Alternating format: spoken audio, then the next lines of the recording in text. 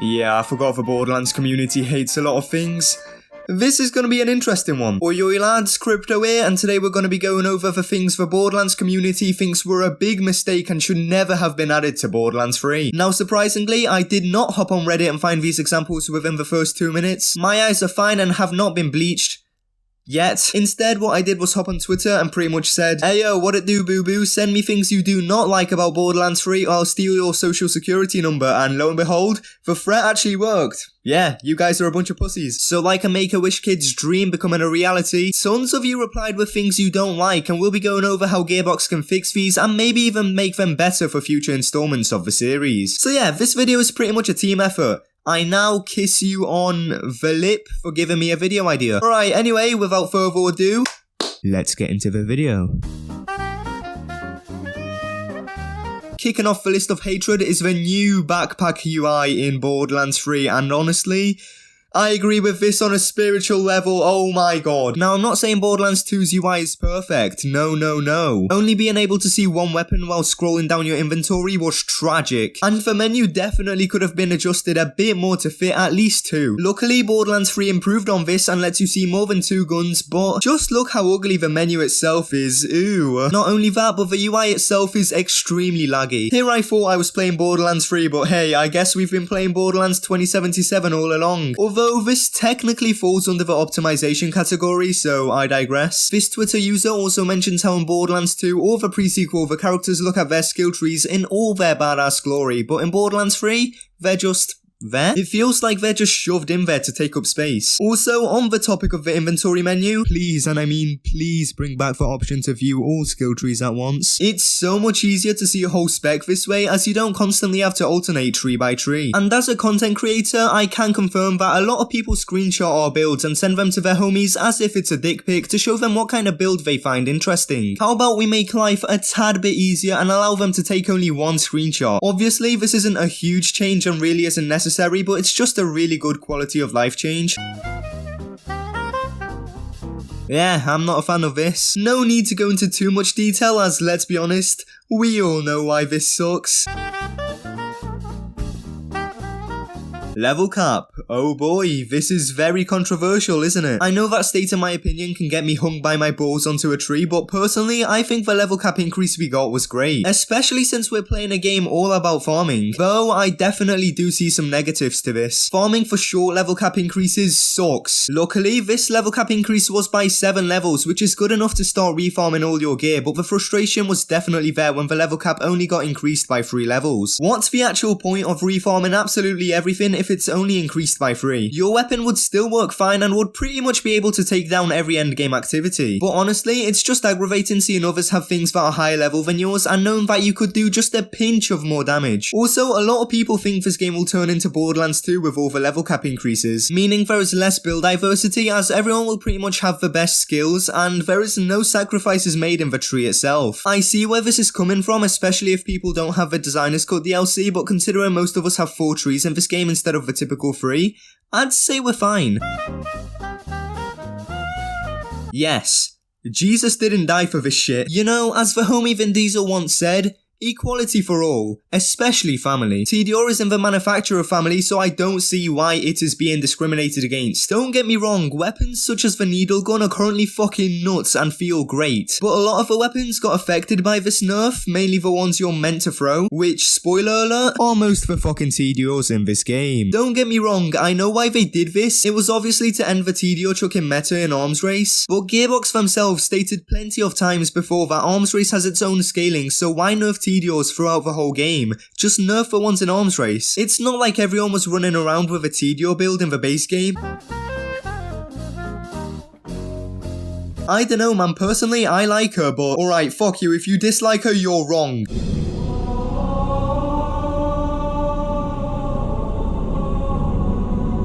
Please help, she's taking my kids and she's keeping me hostage. Iron Bear as a whole, it's neat, but having something that removes gear requirement is kinda lame. Oh my god, preach. Genuinely, right? Most people during the Hunt 2020 were barely farming for usable items and were just using Iron Bear throughout the whole thing. I get that the point of the event is to go fast, but holy fuck. They should have excluded Iron Bear from the event, it just wasn't fair to everyone else who wasn't playing Moes. As a Moes main ever since release, I'll say myself that Iron Bear definitely deserves some toning down. You don't even need to put a single point into an Iron Bear skill and he'll still be one-shotting enemies. It's just not fun and leaves Moes as an unbalanced mess when compared to the other Vault Hunters. Now you know me, I love anointments as they really do add more build diversity, but I'd be lying if I said anointments are perfect. I think most people really like the idea of them, however the way that Gearbox implemented them is horrible. They should have kept them like Loonshine from the pre-sequel to the point that you don't even need them, but whilst they do exist, they're pretty rare to obtain and apply a slight effect to either you or your weapon. I also wish anointments added a bit more mayhem to gameplay and not just boost stats, and it's no doubt the spot anointments were in was 100% better at launch compared to now. Back in my day, you know, the good old 2019, anointments were rare and not necessarily required to do any of the endgame activities. They also provided a pretty small bonus, meaning that when you farmed for the actual weapon itself. Now in Borderlands 3, anointments are guaranteed on Mayhem 11, therefore required and provide a much bigger damage boost than the damage any weapon itself does. Point is, in Borderlands 3 we farm anointments, not weapons. Thankfully, Gearbox have adjusted this issue with Crazy L's reroll machine, but buffing anointments just makes the issue worse. There are so many ways anointments could be improved on, so I hope that if Gearbox attempts something new with Tiny Tina's Wonderlands, they get it just right. Yo, I could sit here all day and discuss the negatives of anointments, but I think it's time to move on to the next thing we hate. Does this apply under the dialogue category? No. This objective is so special, it deserves its own section, and truth be told, I'd rather have Pickle, Ava, and Claptrap, who yells new mission at the Firestone bounty board every second at me, in the same game. Woman, do you not know how to use your Echo device? I agree. You see, when it comes to the mode itself, I find it enjoyable, especially with friends. But farming in the mode is such a damn slog, oh my god. I genuinely do not understand why they thought it was a good idea to lock some of the game's most powerful loot behind this mode instead of putting it in difficult endgame activities. Having to gear up every single arms race run in order to be at the mercy of RNG, hoping you get the weapon you want and be able to extract it without dying, is not fun. Especially when it's the same map over and over again. It can get boring once you've been at it for only a few hours. And oh boy, let's not even talk about hoping to get good anointments on the weapon you're looking for. Oh no, no, no.